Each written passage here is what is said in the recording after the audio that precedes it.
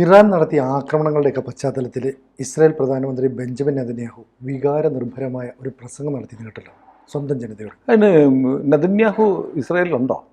Netanyahu agency പോയെന്നൊക്കെ കേട്ടിരുന്നു. മറ്റേ wings of Zion എന്ന് പറയുന്ന ഇസ്രായേലിൻ്റെ ഔദ്യോഗിക പ്രസിഡന്റും പ്രധാനമന്ത്രിയും സഞ്ചരിക്കുന്ന വിമാനത്തിൽ 2 ഫൈറ്റർ ജെറ്റ് യുദ്ധവിമാനങ്ങളുടെ അകമ്പടിയോടെ ആദ്യം സൈപ്രസിൽ പോയെന്ന് പറഞ്ഞു, പിന്നെ ഏതൻസിൽ ചെന്നിറങ്ങിയിരിക്കുന്നു. ഇവിടുത്തെ സുഡാപ്പികൾ ഇങ്ങനെ കുത്തി മറിയുകയായിരുന്നു.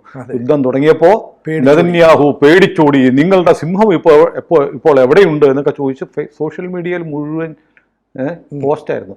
ഇപ്പോൾ മിണ്ടുന്നില്ല. മീഡിയ മണ്ണിലൊക്കെ വലിയ വാർത്തയായിരുന്നു. മീഡിയ മണ്ണിൽ തേജസിൻ്റെ ഓൺലൈനിലൊക്കെ വലിയ നെതന്യാഹു ഓടിപ്പോയി എന്ന് പറഞ്ഞായിരുന്നു വാർത്ത.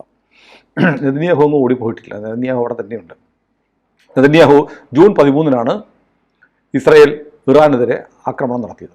ആക്രമണം നടത്തിയതിന് ശേഷം നെതന്യാഹു ഇന്നലെ വളരെ വികാരനിർഭരമായ ഒരു പ്രസംഗം നടത്തി. പ്രസംഗമല്ല, അദ്ദേഹം സംസാരിച്ചത് ഇറാനികളോടാണ്.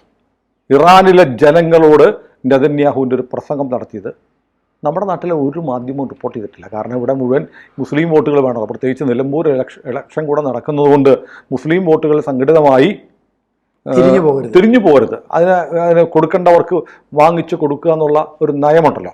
അതിൻ്റെ ഭാഗമായി ഈ വാർത്ത തമസ്കരിച്ചു. അതുകൊണ്ടാണ് നെതന്യാഹു ഇന്നലെ ഇറാനിലെ ജനങ്ങളോട് നടത്തിയ പ്രസംഗത്തിലെ ചില ഭാഗങ്ങൾ നമുക്ക് പ്രേക്ഷകർക്കൊന്ന് കൈമാറാം.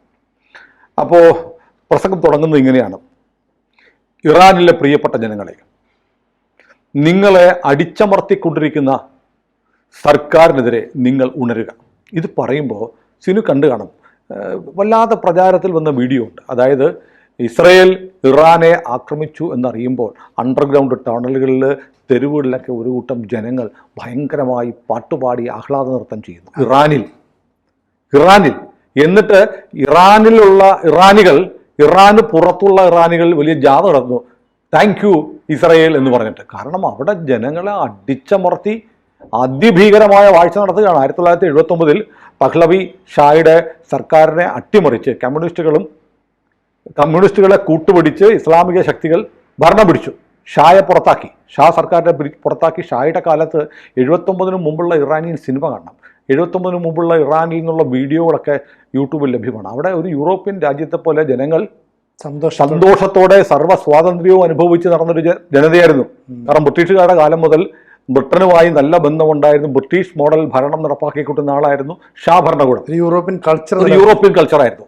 അതിനുശേഷമാണ് ഇപ്പം മഹ്സാ അമ്നിയെ നമ്മൾ ഓർക്കുന്നില്ലേ? മഹ്സാ അമ്നിയെ മുഖമല്ല, ഒരു മുടിച്ചുരുൾ പുറത്തു കാട്ടി എന്ന് പറഞ്ഞാണ് ആ ചെറുപ്പക്കാരിയായ 20 വയസ്സിൽ താഴെയുള്ള പെൺകുട്ടിയെ കൊണ്ടുപോയി കണ്ണുകൾ ചൂടുന്നെടുത്ത് കൂടം കൊണ്ട് തലക്കടിച്ചു കൊന്നത്.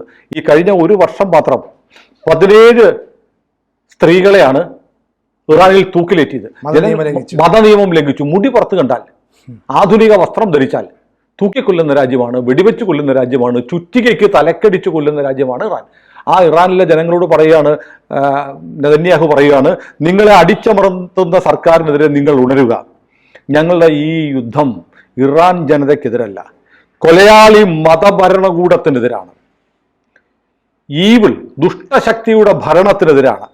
ഇറാന്റെ കൊടിക്കീഴിൽ ഇറാനികളെ നിങ്ങൾ ഇറാന്റെ കൊടിക്കീഴിൽ, ഞങ്ങളുടെ കൊടിക്കീഴിലല്ല, ഇറാന്റെ കൊടിക്കീഴിൽ നിങ്ങൾ അണിചേരുക. സ്വാതന്ത്ര്യം തൊട്ടരികിലുണ്ട്. കാരണം നിങ്ങളുടെ പങ്കെടുത്താൽ മതി, ഞങ്ങളുടെ പണി ഞങ്ങൾ ചെയ്യുന്നുണ്ട്. നിങ്ങളുടെ സ്വാതന്ത്ര്യം നിങ്ങളുടെ തൊട്ടടുത്തുണ്ട്, ഒട്ടും ദൂരമില്ല. നിങ്ങൾ അവിടേക്ക് സഞ്ചരിക്കാൻ തൊട്ടടുത്ത് എന്ന് നിങ്ങൾ ഇറാന്റെ കൊടി ഉയർത്തി പിടിച്ചാൽ നിങ്ങൾക്ക് അങ്ങനെ ചെയ്യാം. നിങ്ങൾക്ക് കഷ്ടപ്പാടല്ലേ, നിങ്ങൾക്ക് അടിസ്ഥാന സൗകര്യങ്ങളില്ല, നിങ്ങൾക്ക് ഭക്ഷണമില്ല, നിങ്ങൾക്ക് ആധുനിക സൗകര്യങ്ങളില്ല. പക്ഷെ നിങ്ങളുടെ സർക്കാർ എന്ത് ചെയ്യുന്നയോ, ഗാസയ്ക്ക് വേണ്ടി നിങ്ങളുടെ മർദ്ദക സർക്കാർ ബില്യൺസ് ഡോളറാണ് ചെലവാക്കിയത്. ഗാസയ്ക്ക് വേണ്ടി, ഗാസയിലെ ഹമാസിന് വേണ്ടി. നിങ്ങൾ പട്ടിണി കിടക്കുമ്പോൾ, നിങ്ങൾക്ക് അടിസ്ഥാന സൗകര്യങ്ങളില്ലാത്തപ്പോൾ നിങ്ങളുടെ കാശ്, നിങ്ങളുടെ നികുതി പണം എടുത്ത് നിങ്ങളുടെ ഈ മർദ്ദക സർക്കാർ ബില്യൺസ് ഓഫ് ഡോളർ എവിടെ ചെയ്തു? ഹമാസിന് കൊടുത്തു. ഹമാസിനെ ഞങ്ങൾ കത്തിച്ചു കളഞ്ഞു, ഗാസ ഞങ്ങൾ കത്തിച്ചു കളഞ്ഞു. പോയത് നിങ്ങളുടെ പണമാണ്. നിങ്ങൾക്ക് നല്ല വിദ്യാഭ്യാസം, നിങ്ങൾക്ക് നല്ല ആഹാരം, നിങ്ങൾക്ക് നല്ല പള്ളിക്കൂടം, ഇതൊക്കെ കിട്ടാനുള്ള നിങ്ങളുടെ പണം ഗാസയിൽ കത്തിപ്പോയി. ഞങ്ങൾ കത്തിച്ചു കളഞ്ഞു. കാരണം അത് അവർക്ക് കൊടുത്തു. അത് ഞങ്ങളെ കൊല്ലാൻ ഉപയോഗിക്കുന്നതായതുകൊണ്ട് ഞങ്ങൾ കത്തിച്ചു കളഞ്ഞു. പക്ഷെ നിങ്ങളുടെ പണം കത്തിച്ചു കളഞ്ഞത് നിങ്ങളുടെ സർക്കാരാണ്. ഇനിയോ $20 ബില്യൺ പ്രിയപ്പെട്ട ഇറാനിലെ മക്കളെ, സഹോദരന്മാരെ, ഹിസ്ബുള്ളയുടെ നേതാക്കന്മാർക്ക് വേണ്ടി നിങ്ങളുടെ സർക്കാർ പിന്നെയും കൊടുത്തത്. എന്നിട്ടോ അവർക്ക് റോക്കറ്റ് ഉണ്ടായിരുന്നു, മിസൈൽ ഉണ്ടായിരുന്നു, അവർക്ക് നസറുള്ളയെ പോലെയുള്ള നേതാക്കന്മാരുണ്ടായിരുന്നു. ഇപ്പോൾ അവരൊക്കെ പുകയായി മാറി. ഈ കൊടുത്ത പണം എല്ലാം വെള്ളത്തിലായി. ഞങ്ങൾ അവരെ കത്തിച്ചു കളഞ്ഞു, അവരും പുകയായിട്ട് പോയി. പക്ഷേ പോയത് നിങ്ങളുടെ പണമാണ്, നിങ്ങൾക്ക് നല്ല ജീവിതം തരാനുള്ള പണമാണ്. അതാണ് കളഞ്ഞത്. ആര്? നിങ്ങളുടെ ഭരണകൂടം. പിന്നെ ഇതൊരു വലിയ ചെയിനാണ്. നിങ്ങൾ ആലോചിക്കണം, ഇറാൻ ജനത അറിയുന്നുണ്ടോ എന്നറിയില്ല. കാരണം നിങ്ങൾ അറിയുന്നില്ല നിങ്ങളുടെ ഭരണകൂടം ലോകത്തെമ്പാടും ചെയ്തുകൊണ്ടിരിക്കുന്നതാണ്. കാരണം നിങ്ങൾക്ക് സെൻസർഷിപ്പാണ്. നിങ്ങൾക്ക് സർക്കാർ പറയുന്ന കാര്യങ്ങളല്ലാതെ അറിയാൻ നിങ്ങൾക്ക് മാർഗമില്ല. പക്ഷേ ഒരു ചെങ്ങല പോലെയാണ് ഇറാൻ സർക്കാർ പ്രവർത്തിക്കുന്നത്. ആ ചെങ്ങലയിലെ കണ്ണികളാണ് ഹമാസ്, ഹിസ്ബുള്ള, ഹൂതി. ഇങ്ങനെയുള്ള ഒരു ചെയിനായി ലോകം മുഴുവൻ ഭീകരപ്രവർത്തനം നടത്തിക്കൊണ്ടിരിക്കുകയാണ് നിങ്ങളുടെ സർക്കാർ. നിങ്ങളുടെ ഭരണകൂടത്തിനുള്ള അടിയാണ്. അങ്ങനെ നിങ്ങളെ ഗൗനിക്കാതെ ലോകത്ത് മുഴുവൻ ഭീകരതയുടെ വിത്ത് വിതയ്ക്കുന്ന നിങ്ങളുടെ ഭരണകൂടത്തിനുള്ള അടിയാണ് ഞങ്ങൾ കൊടുക്കുന്നത്, അല്ലാതെ നിങ്ങൾക്കുള്ള അടിയല്ല. നിങ്ങളുടെ സർക്കാർ എന്താ ചെയ്ത്? മറ്റു രാജ്യങ്ങളെ കീഴടക്കാൻ നോക്കുന്നു. സിറിയയിൽ പ്രശ്നം ഉണ്ടാക്കുന്നത് നിങ്ങളാണ്, യമനിൽ പ്രശ്നം ഉണ്ടാക്കുന്നത് നിങ്ങളാണ്, ലെബനോണിൽ പ്രശ്നം ഉണ്ടാക്കുന്നത് നിങ്ങളാണ്, ഇസ്രായേലിൽ പ്രശ്നം ഉണ്ടാക്കാൻ ശ്രമിക്കുന്നത് നിങ്ങളാണ്. നിങ്ങളെന്ന് പറഞ്ഞാൽ നിങ്ങളല്ല, നിങ്ങളുടെ സർക്കാരാണ്.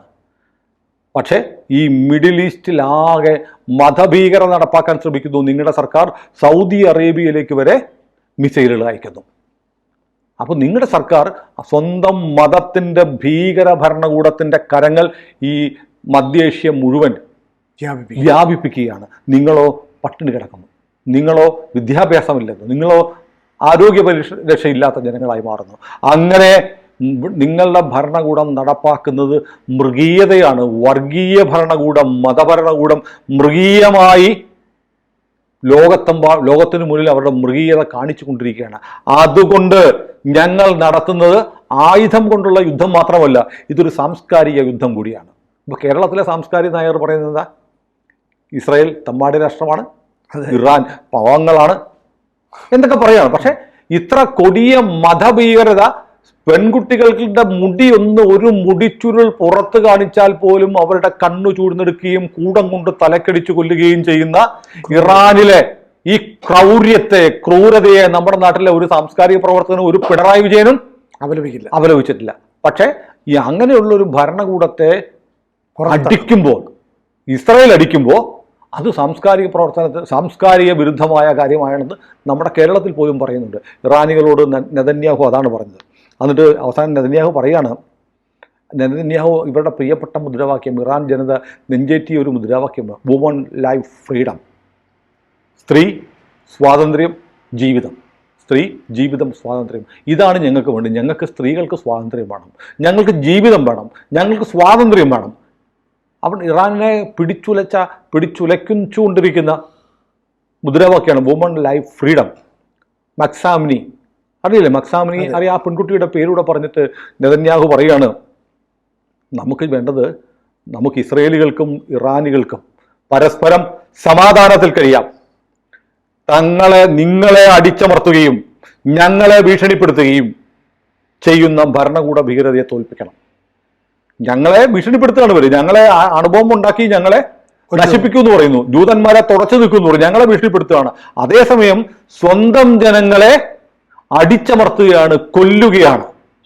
അങ്ങനെയുള്ളവരെ തോൽപ്പിക്കണം, ഭീകരതയെ തോൽപ്പിക്കണം. അതിനാണ് ഞങ്ങളുടെ ഈ യുദ്ധം. എന്നിട്ട് നെതന്യാഹു അവസാനം ഇങ്ങനെ വളരെ വികാര വായ്പയോടെ പറയാണ്, ഒരു ദിവസം, ആ ദിവസം ഒരുപാട് ദൂരെയൊന്നുമില്ല, ആ ഒരു ദിവസം വരും, ഇറാൻ സ്വതന്ത്രമാകും. ഇറാനിൽ വുമൺ ലൈഫ് ഫ്രീഡം എന്നുള്ള നിങ്ങളുടെ മുദ്രാവാക്യം സാർത്ഥകമാണ്. ഇറാൻ്റെ ഭാവി സമാധാനത്തിൻ്റെ ഭാവിയാണ്. നമ്മൾ ഒന്നിച്ച് ഭാവിയിൽ അത് നേടും. എന്ത് നേടും? സമാധാനം നേടും. നിങ്ങൾ ഈ രാജ്യമില്ലാതായാൽ ഈ മിഡിൽ ഈസ്റ്റ് മുഴുവൻ സമാധാനത്തിൽ കഴിയും. ജനങ്ങൾ കരുതുന്നതിലും വേഗത്തിൽ നമ്മൾ ആ ലക്ഷ്യം നേടും.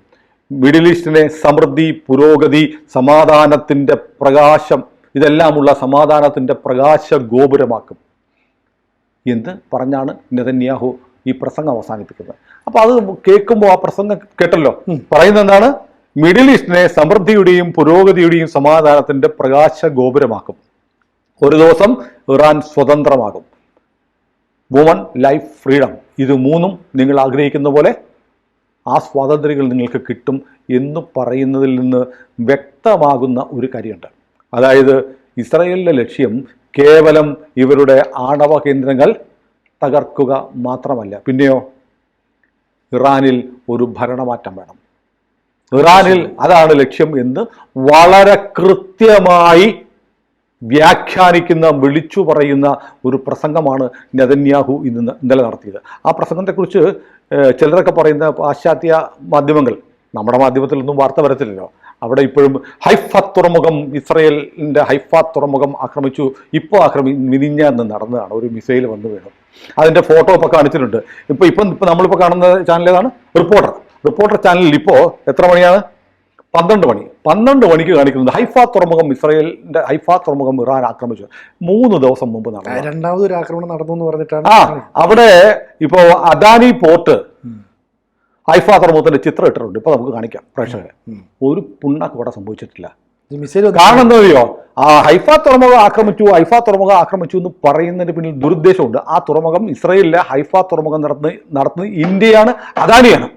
ഇന്ത്യൻ കമ്പനിയായ ഈ പറഞ്ഞ പോലെ ഇന്ത്യയുടെ പ്രധാനമന്ത്രിയായ നരേന്ദ്രമോദിയുടെ സ്വന്തക്കാരൻ എന്ന് വ്യാഖ്യാനിക്കപ്പെടുന്ന, അങ്ങനെയാണല്ലോ പറയുന്നത്, അദാനി നടത്തിക്കൊണ്ടിരിക്കുന്ന പോർട്ടിന് നേരെ ഇറാന്റെ ആക്രമണം കിട്ടി എന്ന് പറയുമ്പോൾ ഒരു ത്രില്ലുണ്ടല്ലോ, ഒരു സന്തോഷമുണ്ടല്ലോ. ആ സന്തോഷം പ്രകടിപ്പിക്കാനാണ് നമ്മുടെ ഈ മാധ്യമങ്ങൾ ഹൈഫ എന്ന് പറഞ്ഞുകൊണ്ടിരിക്കുന്നത്. ബാക്കി ഇറാനിലെ, ഇസ്രയേലിൽ സംഭവിച്ചതിനെ കണക്കൊന്നും എടുത്ത് നോക്കണം. എന്നാൽ ബാക്കി ചിത്രം ഒന്നും എടുത്ത് പരിശോധിക്കണം.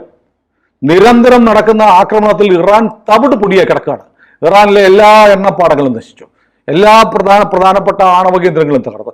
എന്തിന് ഇസ്രായേൽ പറയാണ്, ഞങ്ങൾ ടെൽ-അവീവിൽ നിന്ന് ടെഹ്റാൻ വരെ ഒരു എയർ കോറിഡോർ ഉണ്ടാക്കിയിരിക്കുന്നു എന്ന് പറഞ്ഞാൽ ഇടനാഴി, ഞങ്ങളുടെ വിമാനത്തിന് എപ്പോൾ വേണമെങ്കിലും അങ്ങോട്ടും ഇങ്ങോട്ടും പറക്കാം. മിനിമം 2 രാജ്യത്തിന്റെ മുകളിൽ കൂടെ വേണം അങ്ങോട്ട് പോകാൻ, ഇറാഖ് ഉൾപ്പെടെ. ഞങ്ങൾക്ക് എപ്പോൾ വേണേലും ഞങ്ങളുടെ വിമാനങ്ങൾ അങ്ങോട്ട്, കാരണം ഇറാന്റെ ആകാശം ഇപ്പം ഇസ്രയേലിന്റെ നിയന്ത്രണത്തിലാണ്. ഇസ്രയേൽ വിമാനത്തിനെ വെടിവെച്ചിടാൻ തോക്ക് പോയിട്ട്, പീരങ്കി പോയിട്ട് ഒരു തെറ്റാലി പോലും ആടയിലില്ല, ഇറാന്റെ കയ്യിലില്ല. സൈനിക സമ്പദ് വ്യവസ്ഥയെ പൂർണ്ണമായിട്ടും തകർത്തു.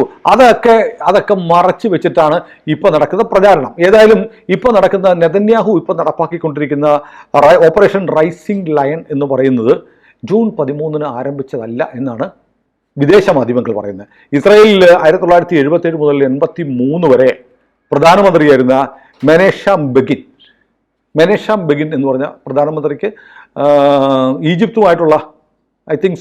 ഈജിപ്തുമായുള്ള യുദ്ധം അവസാനിപ്പിച്ചതിൻ്റെ പേരിൽ നോബൽ സമ്മാനം കിട്ടിയിട്ടുണ്ട്. കരാർ സമാധാന ഉടമ്പടി ഉണ്ടാക്കിയതിന്. അപ്പം ഈ ബെഗിൻ്റെ ഒരു തിയറിയുണ്ട്, ബെഗിൻ ഡോക്ട്രൈൻ എന്ന് പറയും. ബെഗിൻ ഡോക്ട്രൈൻ എന്ന് പറഞ്ഞാൽ, ബെഗിൻ്റെ തിയറി എന്ന് പറഞ്ഞാൽ, അതായത് ന്യൂക്ലിയർ ആയുധങ്ങളോ ആണവായുധങ്ങളോ മാസ് ഡിസ്ട്രക്ഷൻ, മാനവരാശിയെ കൂട്ടത്തോടെ കൊല്ലാൻ കഴിയുന്ന ആയുധങ്ങളോ ഏതെങ്കിലും ഇസ്ലാമിക രാജ്യം ഉണ്ടായാൽ അത് ഇസ്രയേലിനുള്ള ഭീഷണിയായിട്ട് കണക്കാക്കും. അങ്ങനെ കണക്കാക്കിയിട്ട് അതിനെ ഞങ്ങൾ നശിപ്പിക്കും, കാരണം ഞങ്ങളുടെ നിലനിൽപ്പാണ് പ്രധാനം എന്ന് പറഞ്ഞൊരു ബെഗിൻ ഡോക്ട്രൈൻ 77 മുതൽ ഇസ്രയേലിനുണ്ട്. ആ ബെഗിൻ ഡോക്ട്രൈനാണ് ഇപ്പോൾ നെതന്യാഹു നടപ്പാക്കിക്കൊണ്ടിരിക്കുന്നത്. കാരണം അവർ ഏതാണ്ട് സമ്പുഷ്ടീകരിച്ച യുറേനിയം 83.7 വരെ, നമ്മൾ ഇന്നലെ പറഞ്ഞു, നദാൻസിൽ 83.7 വരെ എൻറിച്ച് ചെയ്ത ആ യുറേനിയം ഉണ്ട്. ആ യുറേനിയം കൊണ്ട് ഇമ്മീഡിയറ്റ്ലി 9 ആണവ ബോംബുകൾ ഉണ്ടാക്കാം, അത് 15 വരെ ആകാം എന്നൊരു കണക്ക് അന്താരാഷ്ട്ര ആണവോർജ ഏജൻസി പറഞ്ഞു കഴിഞ്ഞു. അതിൻ്റെ അടിസ്ഥാനത്തിലാണ് ഇപ്പോൾ ഈ ആക്രമണം നടക്കുന്നത്. അപ്പം ബെഗിൻ ഡോക്ട്രൈനാണ് ഇപ്പം നടപ്പാക്കിക്കൊണ്ടിരിക്കുന്നത്. ഇതനുസരിച്ച് 3ാമത്തെ അറ്റാക്കാണ് നേരിട്ട് ഇസ്രയേൽ നടത്തുന്നത്. അല്ലാതെ ഈ സൈബർ അറ്റാക്കൊക്കെ വേറെ നടത്തിയിട്ടുണ്ട്. നദാൻസ് തന്നെ 3 തവണ സൈബർ അറ്റാക്ക് നടത്തിയിട്ടുണ്ട്. അപ്പോൾ ബെഗിൻ ഡോക്ട്രൈൻ പ്രകാരം ആദ്യം ആക്രമിക്കുന്നത് ബാഗ്ദാദിനെയാണ്, ഇറാഖിനെയാണ്. ഇറാഖിൽ 1981 ഓപ്പറേഷൻ ഓപ്പറ എന്ന പേരിൽ ഇറാഖിൻ്റെ ഓസിറാഖ് ന്യൂക്ലിയർ റിയാക്ടർ, അന്ന് ഇറാഖായിരുന്നു പ്രശ്നം. ഇറാഖ് ഒരു ആണവ റിയാക്ടർ ഉണ്ടാക്കി. അതിനെയാണ് ഓപ്പറേഷൻ ഓപ്പറ എന്ന പേരിട്ട് ഇസ്രയേൽ ആദ്യം തകർത്ത്. അത് ബെഗിൻ ഡോക്ട്രൈൻ പ്രകാരമുള്ള ആദ്യത്തെ ആക്രമണമായിരുന്നു. പിന്നെ 2007 സിറിയയിൽ അൽ കബീർ റിയാക്ടർ തകർത്തു. അപ്പോൾ നമുക്കറിയാം അസദാണ് അവിടെ ഭരിച്ചുകൊണ്ടിരുന്നത്. അസദിന്റെ ഭരണകാലത്ത് അവരൊരു ന്യൂക്ലിയർ റിയാക്ടർ ഉണ്ടാക്കാൻ ശ്രമിച്ചിരുന്നു. ആ ന്യൂക്ലിയർ റിയാക്ടർ ഇസ്രയേൽ പോയി തകർത്തു. അത് അൽ കബീർ റിയാക്ടർ തകർത്തു എന്നുള്ളത് ഇത് അന്നത്തെ അസദ് ഭരണകൂടവും പറഞ്ഞില്ല, ഇസ്രയേലും പറഞ്ഞില്ല.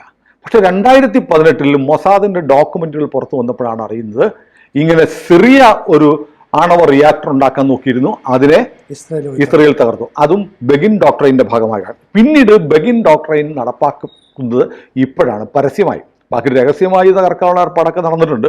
പരസ്യമായി ബെഗിൻ ഡോക്ട്രൈൻ്റെ 3ാം ഘട്ടമാണ് ജൂൺ 13 ആരംഭിച്ചിരിക്കുന്ന ഓപ്പറേഷൻ റൈസിംഗ് ലയൺ എന്നാണ് ഇപ്പോൾ പറയപ്പെടുന്നത്. കൂടുതൽ വാർത്തകളും വിശേഷങ്ങളും നിങ്ങളിലേക്ക് എത്താൻ ABC മലയാളം സബ്സ്ക്രൈബ് ചെയ്യുക, ബെൽബട്ടനും അമർത്തുക.